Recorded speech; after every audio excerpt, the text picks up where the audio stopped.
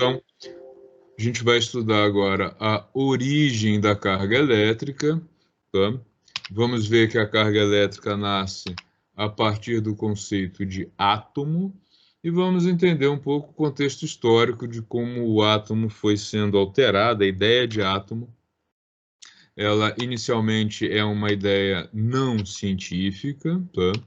O átomo surge como uma ideia limite, né? Os gregos eles pensaram no seguinte: se eu pego, por exemplo, um pedaço de madeira e quebro em dois, eu posso pegar cada uma dessas metades e quebrar novamente. E eu posso fazer isso indefinidamente ou existirá um limite a partir do qual eu não consigo mais quebrar madeira, pedra, metal ou qualquer outro elemento.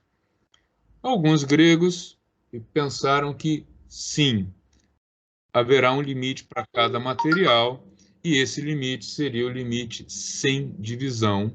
E aí eles deram o nome disso de átomo.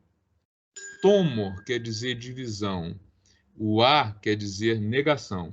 Então a palavra átomo quer dizer sem divisão. O que eu vou mostrar para vocês é que à medida em que essa ideia foi evoluindo, já num contexto de ciência, com comprovação experimental, etc., etc., e método científico, o átomo que nasce como sendo o limite da divisão, ele acaba sendo dividido. E dentro dessa viagem aí na divisão do átomo, que a gente descobre a existência da carga elétrica e qual é a natureza dela. Tá? Então a gente vai passar aí na sequência para os modelos dentro de uma questão já de átomo científico, tá? Depois a gente vai dividir esse átomo, uma coisa que ocorreu lá pelos anos de 1920, 1930. Vamos chegar ao final do século passado com os grandes aceleradores de partículas e vou falar um pouco sobre qual é a divisão atual de partículas que a gente chama de elementares, ou seja, partículas que não podem ser mais subdivididas, tá? Alguma pergunta?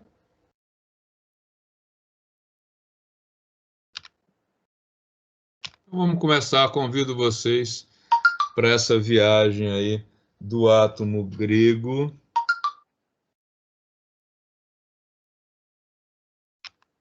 até hoje, tá? O Bertrand Russell, que é um importante pensador da matemática, ele diz que em toda a história nada é tão surpreendente quanto a eclosão da civilização, na civilização grega, da ideia de átomo, né? Da ideia do sem divisão.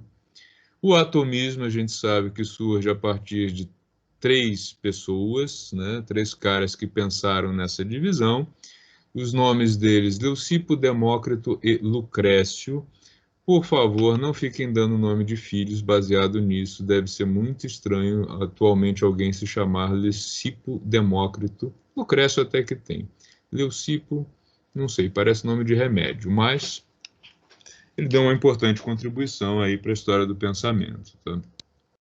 A ideia desses caras era a seguinte: tudo, tudo na natureza é feito de átomos.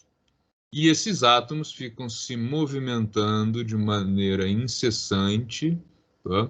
E eles sempre existiram e sempre estiveram em movimento e eles continuarão assim por todo sempre. Essa era a ideia desses três caras a respeito aí do que eles entendiam como sendo o átomo, tá? Quando a gente começa a ter uma visão científica, e isso é a partir das ideias do Galileu Galilei, Galileu ele tirou a Terra do centro do mundo e a lançou no espaço, né? Ele fez isso e abriu caminho para as leis de Kepler, que até hoje são usadas para prever aí a posição dos planetas e todos os giros planetários que nós temos. E o Galileu também foi o cara que disse que ele precisava de matemática para descrever os fenômenos naturais, e ele introduziu a ideia que é o nascimento da ciência, que é Vamos verificar se alguma coisa é verdade. Parece piada, mas antigamente as coisas funcionavam assim. Aristóteles disse que o corpo mais pesado cai primeiro quando dois corpos são abandonados na superfície da Terra. Se Aristóteles disse, está dito, é verdade e ninguém vai verificar isso. E o Galileu começou com a ideia de confrontar as afirmações com dados experimentais. Vamos testar, que é o que a gente faz hoje, né? Toda essa discussão em torno da vacina, da comprovação dela, é o quê? Existia uma teoria, uma ideia de que colocando um material genético dentro de outro, isso poderia eliminar a ação de um vírus sobre o nosso corpo. Isso é uma ideia. Ela foi verificada em laboratório em pequena escala, depois em escala maior, depois em animais, e chegou a testagem em pessoas. Ou seja, eu preciso ter uma grande estatística para me dizer que, de fato, aquela ideia original, aquela hipótese original da vacina, ela é verdadeira, ou seja, que aquele líquido, né, quando injetado no corpo, ele nos dá proteção com relação ao vírus. Isso nasce com Galileu. Vamos testar para saber se é verdade e a gente só vai afirmar que é verdade após essa verificação experimental. Tá? Galileu está lá nos anos 1400, né? Então é uma ideia antiga que tem evoluído bastante. Na sequência a Galileu, curiosidade, Galileu nasce no mesmo ano, Newton nasce no mesmo ano que o Galileu faleceu, 1642, tá? Eu falei 1500, 1600, tá? O átomo químico, ele nasce a partir do John Dalton, tá? Dalton é o primeiro cara que pensa no átomo como um elemento químico e que poderia ser combinado. E a tabela periódica que vocês usam lá nas aulas de química, ela nasce com a ideia desse senhor barbudo aí, chamado Mendeleev, de organizar os átomos em uma tabela, que é a tabela periódica. Bom, vamos então falar do primeiro modelo atômico, que é o que me interessa. O primeiro modelo atômico surgiu a partir dos experimentos de um cara chamado Rutherford, que aparece aí na figura para vocês. Ele usou um equipamento que aparece aqui, tá? É considerado o primeiro acelerador de partículas da história. Depois a gente vai ver o tamanho de um acelerador de partículas moderno. Aqui a gente está falando de um equipamento que tinha menos de 1 metro, né? Um equipamento pequeno que ficava em cima de uma bancada. E ele chegou aí à ideia, né? Ele partiu da ideia do Thomson de que um átomo seria como um pudim de ameixas. Em que sentido? Ele acreditava o seguinte, que o indivisível, né, como ele era neutro, ele tinha um monte de carga positiva e negativa, porque, no geral, um elemento neutro não exerce nenhuma força elétrica sobre outro. Ao contrário, quando você faz lá o experimento de atritar um bastão de plástico com uma flanela, né, você arranca elétrons e aí você passa a ter a capacidade de atrair ou repelir outros elementos na mesma situação. Então ele tinha a ideia de que o átomo seria aí como um grande pudim cheio de cargas elétricas positivas e negativas espalhadas aqui dentro, e que isso aí ele chamou de pudim de ameixas, porque provavelmente ele gostava muito de pudim de ameixas, como todo americano que se preza, ou todo americano da época, tá? Pessoal, alguma dúvida, algum comentário?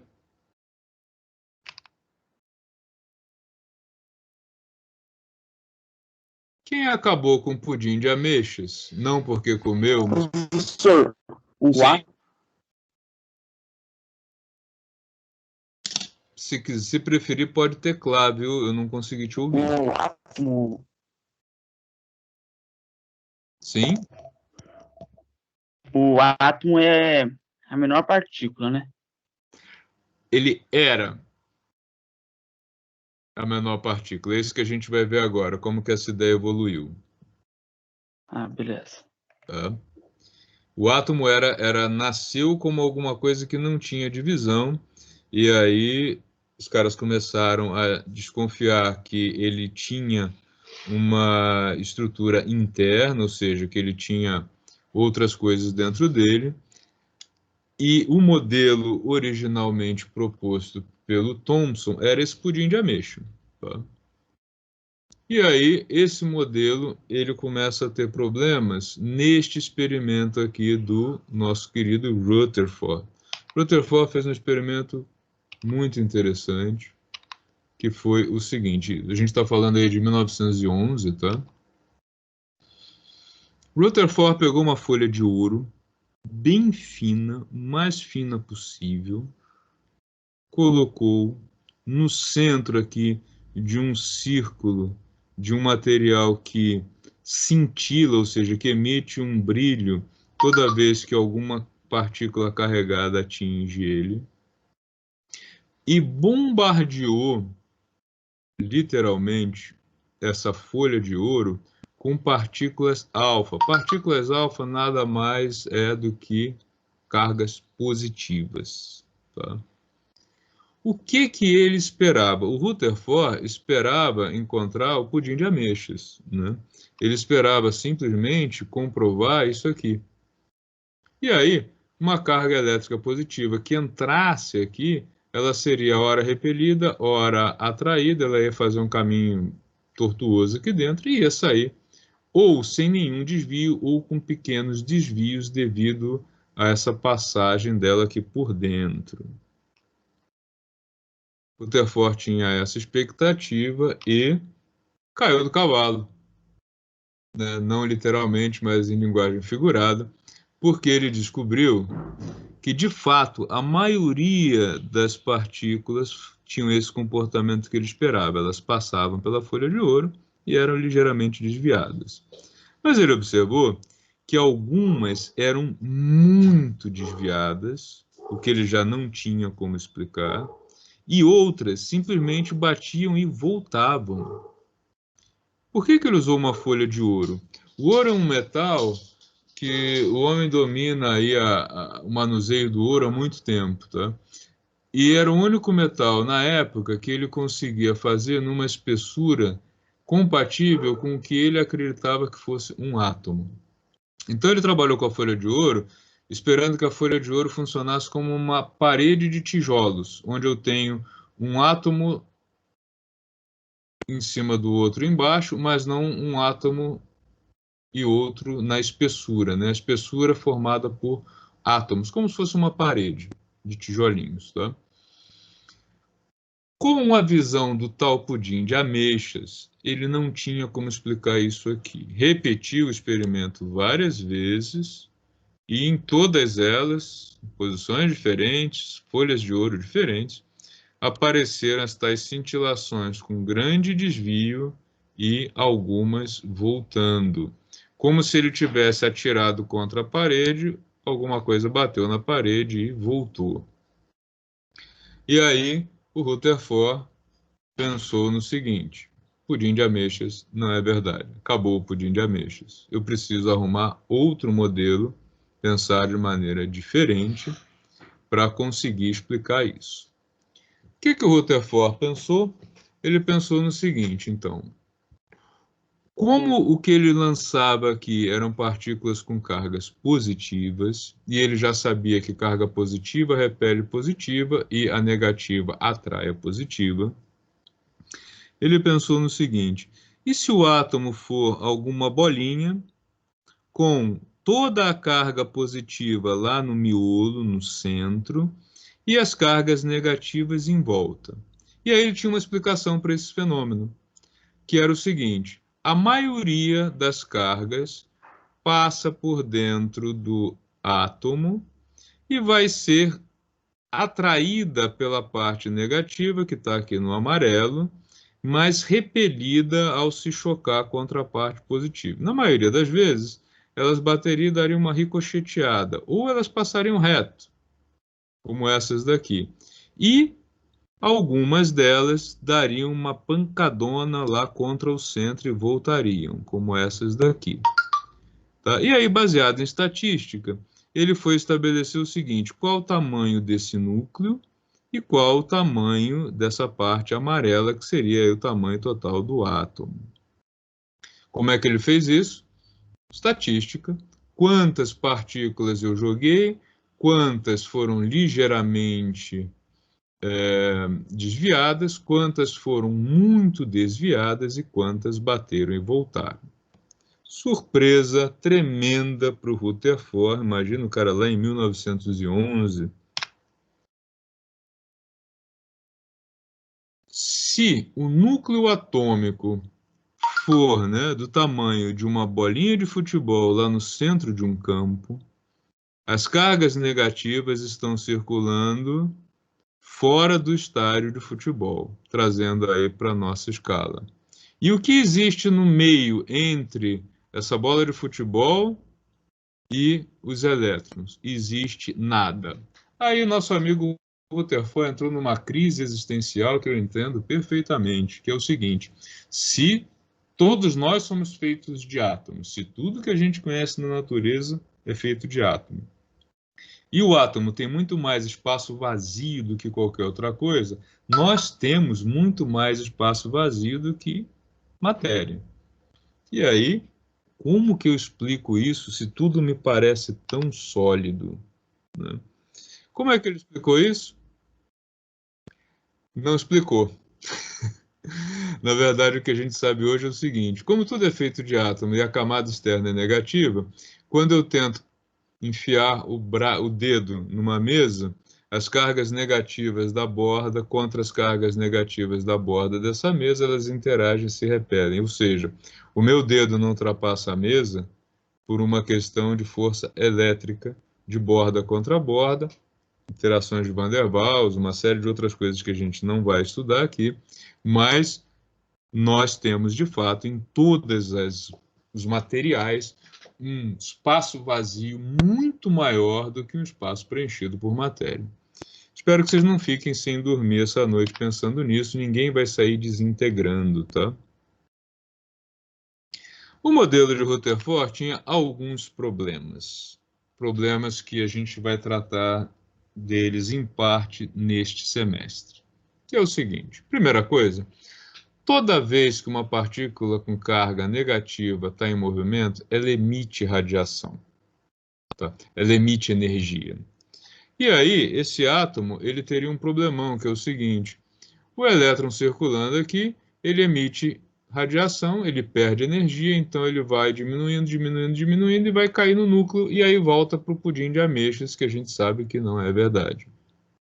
A explicação deste fenômeno é a origem da teoria quântica.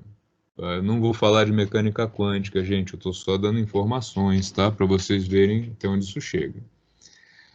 A teoria quântica tem duas origens. Uma é, em 1900, o Max Planck tentando explicar a radiação emitida por um chamado corpo negro, e o Einstein, em 1905, explicando por que o efeito fotoelétrico, ou seja, porque alguns materiais, quando expostos à luz, eles emitem corrente elétrica, que é parte do que a gente usa na fotocélula, né?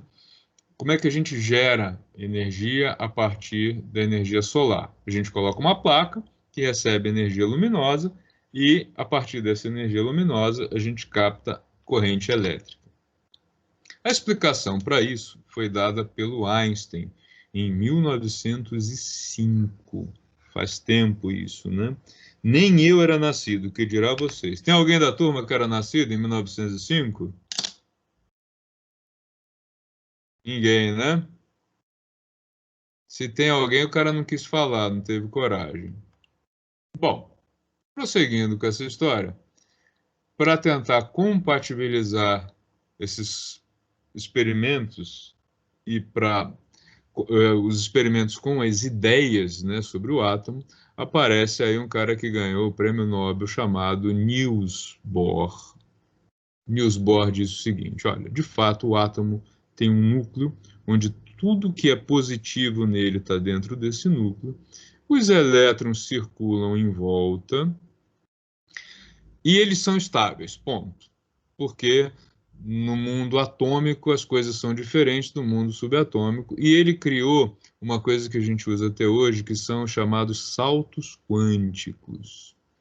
Ele quer dizer com isso o seguinte: quando um elétron recebe energia, ele desaparece de uma camada, que é aquelas que o professor da química chama de KLMNOPq,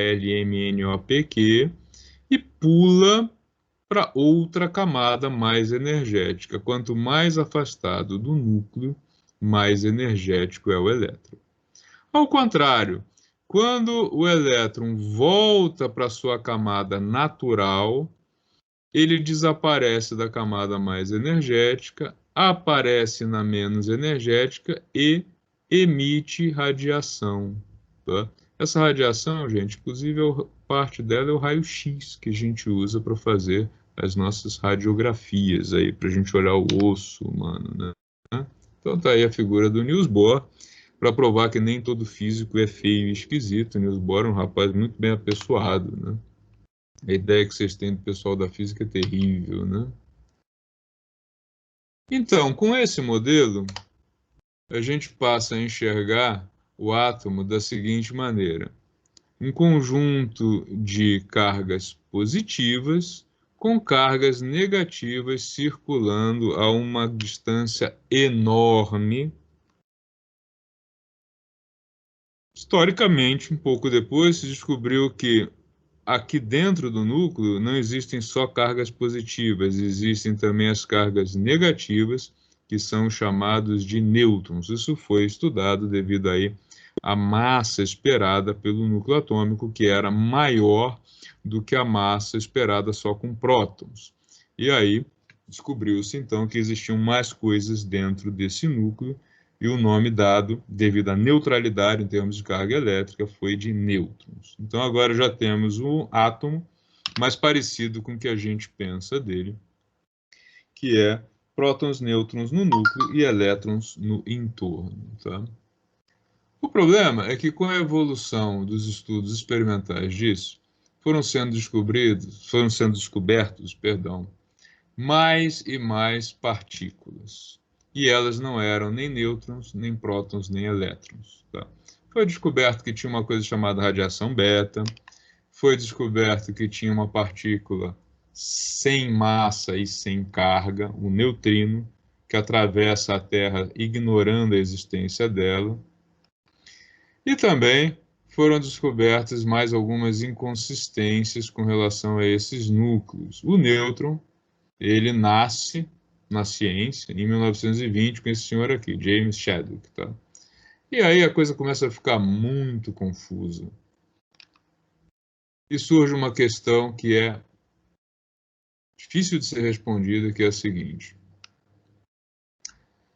se no núcleo atômico só tem partícula de carga positiva e neutra, e nós sabemos que carga positiva repele carga positiva, como é que esse núcleo fica estável só com esses prótons lá dentro?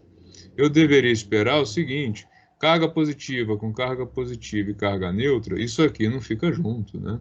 Se eu misturar carga positiva com positiva, elas se repelem. Tá? Como é que eu explico, então, que o átomo existe com essa configuração de um núcleo formado só por prótons e nêutrons, e os elétrons lá do lado de fora, bem distantes, circulando? Para complicar isso, mais e mais partículas elementares foram sendo descobertas aí, inclusive por um grupo de brasileiros que descobriram a existência do meson Pi. Tá? Em 1937 ainda foi descoberta a partícula de Yukawa. César Lattes, que é o brasileiro ilustre que dá nome ao currículo Lattes, ao qual vocês vão ser apresentados daqui a pouco, se ainda não foram, pelo professor de metodologia científica. Ele também trabalhou na descoberta dessas partículas. Tivemos mais brasileiros e a coisa foi ficando cada vez mais confusa lá por volta da década de 60. Os caras descobriram o seguinte: um nêutron pode desaparecer, surgir dentro do núcleo atômico um próton, e ele manda para fora do átomo elétrons e neutrinos. E isso aqui é o que a gente chama de radiação, tá? Você tem lá um átomo que fica brincando de trocar prótons por nêutrons e nêutrons por prótons, e é um material radioativo, naturalmente radioativo. Tá? A gente foi evoluindo nessas ideias e partimos, né? Lembra que lá em 1911 o Rutherford fez um experimento com esse canhãozinho aqui, tá?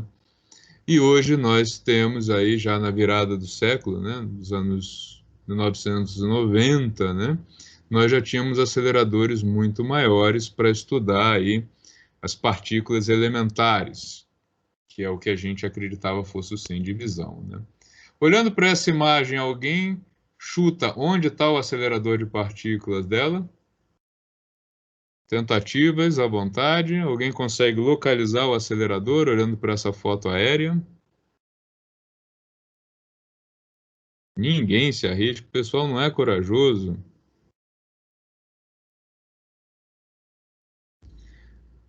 Daqui até aqui, 13 quilômetros de acelerador. Princípio parecido com esse. Aqui a gente tinha aproximadamente 1 metro. E a gente sai em 100 anos de um acelerador de menos de 1 metro para um acelerador de 13 quilômetros de comprimento. Esse é o maior linear do mundo, linear porque é uma linha reta. O nome dele, SLAC, podem procurar aí na internet, uma pesquisa interessante.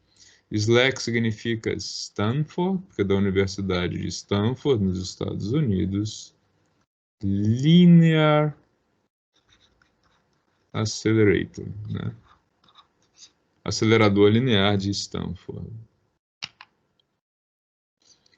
E aí surge a pergunta que é a seguinte: putz, com tanta bagunça, com tanta partícula elementar, será que não tem alguma coisa mais elementar do que isso? Sim. Hoje a gente sabe que sim. Uma partícula como um próton, Professor, sim. por que que aumentou desse tamanho assim, de 1 metro para 13 quilômetros?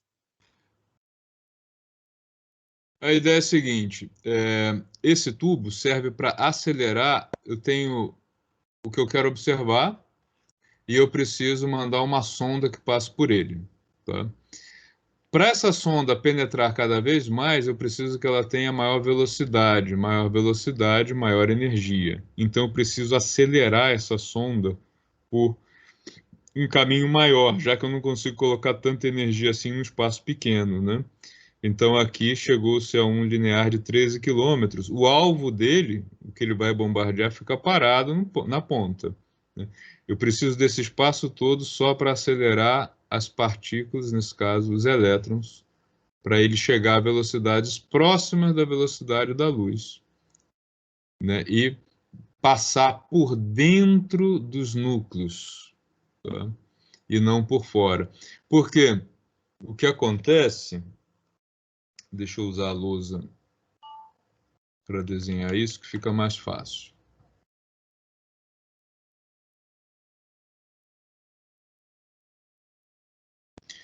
Se eu tenho átomos aqui no meio, ops, se eu tenho núcleo atômico e elétron, e eu mando uma sonda com baixa energia, e em geral essa sonda tem uma carga, vamos pensar que é uma carga negativa, o que que vai acontecer? Ela vai ser repelida aqui e vai passar, ou vai ser desviada aqui e vai passar.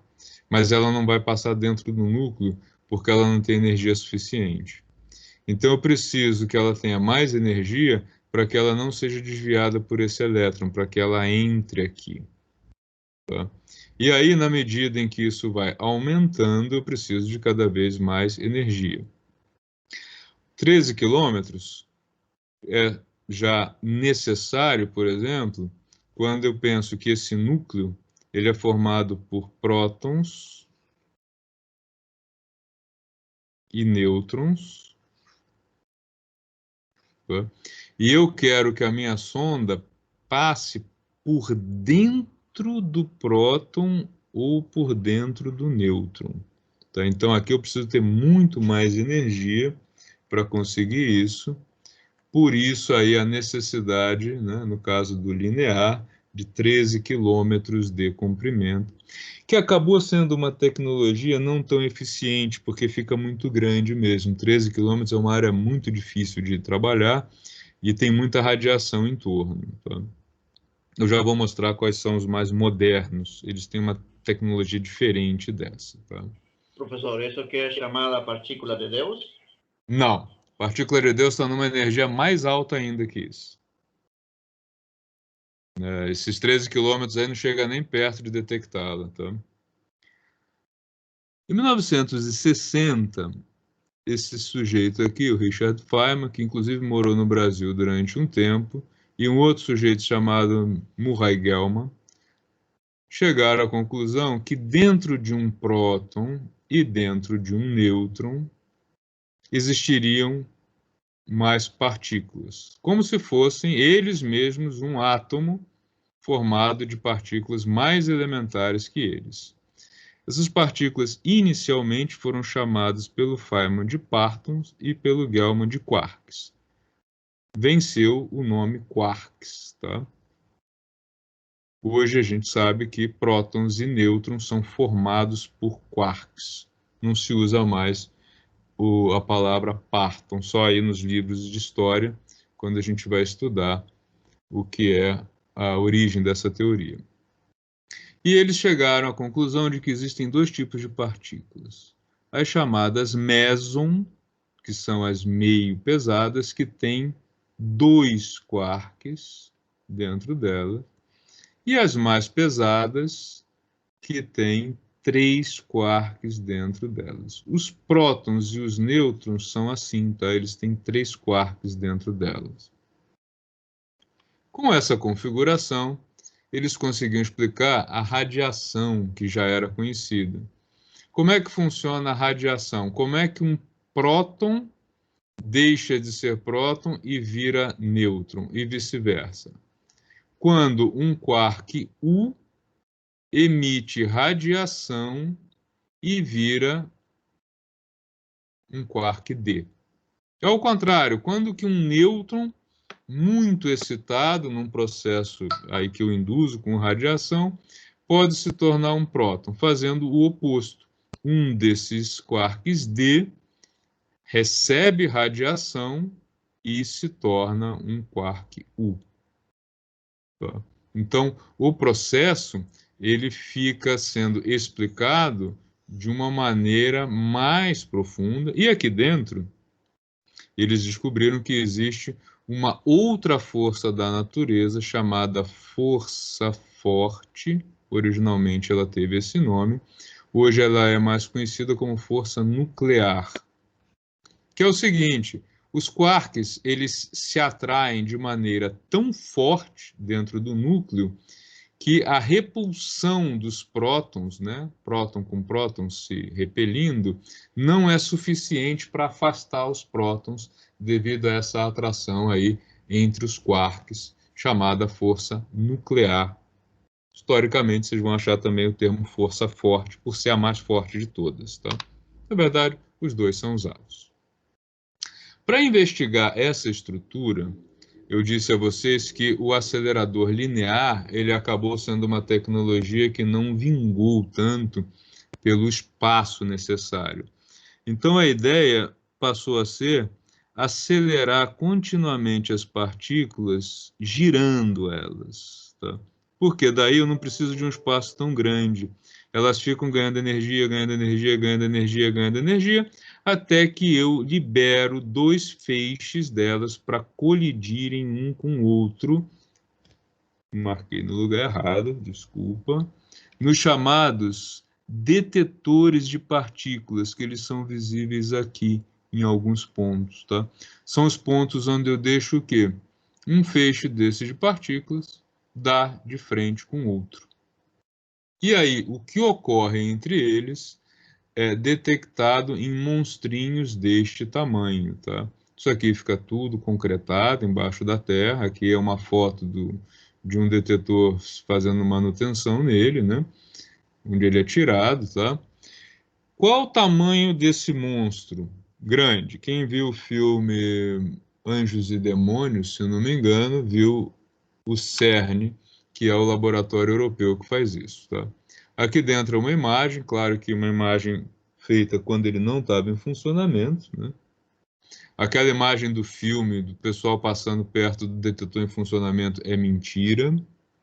Ninguém chega perto de um bichinho desse quando ele está operando, porque a radiação que ele emite aqui em torno dele é enorme, né? A pessoa não duraria muito tempo passando por ali. Tá? Então, lá no filme é uma lorota aquilo. Aqui dentro desses tubos que ficam muito bem concretados embaixo aí, né, do túnel, é que as partículas são aceleradas e elas colidem frontalmente no miolo de um detetor. E aí tem toda essa parafernália eletrônica que investiga o que acontece como resultado de um feixe dar de cara com o outro. Qual o tamanho disso aqui? Bom, isso está em escala. Uma pessoa, um ser humano tem esse tamanho aqui. Tá? Isso aqui é um detetor. Normalmente, os grandes laboratórios como esse que eu estou mostrando para vocês, o CERN, eles têm uns 4 detetores desse tipo funcionando aí simultaneamente. Tá? A imagem do CERN, uma imagem diferente. Aqui a gente tem o linear, tá? E aí, por razões óbvias, você entende qual é o problema do linear, é o espaço, tá? Aqui uma imagem de um detetor sendo colocado dentro do túnel, essa caixona aqui grande, todos esses equipamentos que vão junto com ele. Tamanho de um ser humano, tá aqui, ó, pequenininho, né? Tá? Como que a gente enxerga a matéria hoje? Prótons que estão lá no núcleo atômico são formados por quark U, U e D. O nêutron troca um U por um D. Tá? Então, toda a matéria conhecida é formada por quarks, e estes quarks interagem via uma partícula que demorou-se muito tempo para detectar e que a imprensa chamava aí de partícula de Deus, né? A partícula de Deus nada mais é do que uma partícula que faz aí a troca entre essas partículas. Por que foi chamada de Deus? Porque foi a última desse quadro a ser descoberta. Já tinha sido detectado o gluon, tá? Faltava só aí o bóson de Higgs, né? O nome técnico da chamada partícula de Deus é bóson de Higgs. Higgs é o nome do cara que propôs a existência dela e que demorou muito e muito tempo para conseguir provar que ela existia experimentalmente, fechando esse modelo. Tá? Isso aqui é o que os físicos hoje chamam da tabela das partículas de fato elementares, aquelas que não têm estrutura interna. Então, nós temos aqui o elétron continua sendo elementar, tá? O elétron não tem estrutura nenhuma dentro dele, ao contrário dos prótons e nêutrons que têm uma estrutura interna. Tá? O próton, o D, o nêutron, o DD, o antipróton que existe na natureza é inverso a ele, e todas as partículas têm aí o seu dual, a chamada antimatéria, que nada mais é que por exemplo, quem é o antielétron? O antielétron é uma partícula que tem a mesma massa, só que ao invés de ter uma carga elétrica negativa, tem carga elétrica positiva, tá? Dentro dessa visão, a gente tem aí um mapa que os físicos chamam de história do universo. Dados dele vêm do laboratório suíço CERN, do laboratório americano Fermilab, são 2 laboratórios circulares de altíssima energia. E a suposição é a seguinte: o universo tem origem a partir de uma explosão, essa é a teoria. A partir dessa explosão, quarks, gluons, partícula de Deus, o bóson de Higgs, todas essas partículas ficaram soltas, altamente energizadas, com uma temperatura muito alta. À medida em que elas foram expandindo em volume ocupado, elas foram perdendo temperatura e começaram a criar conexões entre elas, formando então prótons, nêutrons, depois formando átomos, depois moléculas e por aí vai, até que foi formada a matéria viva biológica que a gente tem hoje. Repetindo, essa é a teoria atualmente aceita aí para a formação dos materiais como nós o conhecemos hoje. Ok. Pessoal, eu espero ter colocado muitas dúvidas na cabeça de vocês. Esse é um dos objetivos de mostrar aí coisas que estão bem além do que a gente vai estudar, mas que servem para vocês começarem a entender como o universo funciona e qual a origem da carga elétrica que a gente tem. Tá? A parte de condutores isolantes, alguém perguntou, é a próxima aula. Quem quiser adiantar e fazer, tudo bem, mas eu vou alterar a data de entrega para a próxima semana, que é o que a gente vai começar a estudar na segunda-feira. Tá? Os condutores são os átomos que têm elétrons muito distantes do núcleo, tá? Só para adiantar, quem quiser dar uma olhada nisso. Qual é a característica de um condutor de eletricidade? Ele tem elétrons muito energéticos, muito afastados do núcleo e, portanto, fáceis de serem arrancados. Ao contrário, os não condutores, os isolantes, têm menos elétrons, eles ficam mais pertinho do núcleo, então é muito mais difícil de arrancar. Por isso, a corrente elétrica não flui pelos condutores, mas flui pelos condutores, perdão, mas não flui pelos isolantes, tá? Da aula de hoje não tem nenhuma atividade, eu só espero aí que vocês tenham ficado curiosos, façam algumas pesquisas e podem ir perguntando na medida em que forem tendo dúvidas, tá? Eu vou colocar os slides que eu usei nessa aula à disposição de vocês. E aí, na semana que vem, ou ao longo aí do semestre, quem tiver dúvidas, curiosidades sobre esse assunto, será um prazer responder a vocês, tá bom? No mais, ótima semana para todos e a gente tem encontro marcado na segunda-feira às 7h40 da manhã, viu? Boa semana para todos, gente. Daqui a pouco o vídeo vai estar disponível para vocês lá no Stream e no YouTube um pouquinho mais tarde, porque eu preciso fazer a edição antes de ir para lá, tá? Ótima semana, até segunda.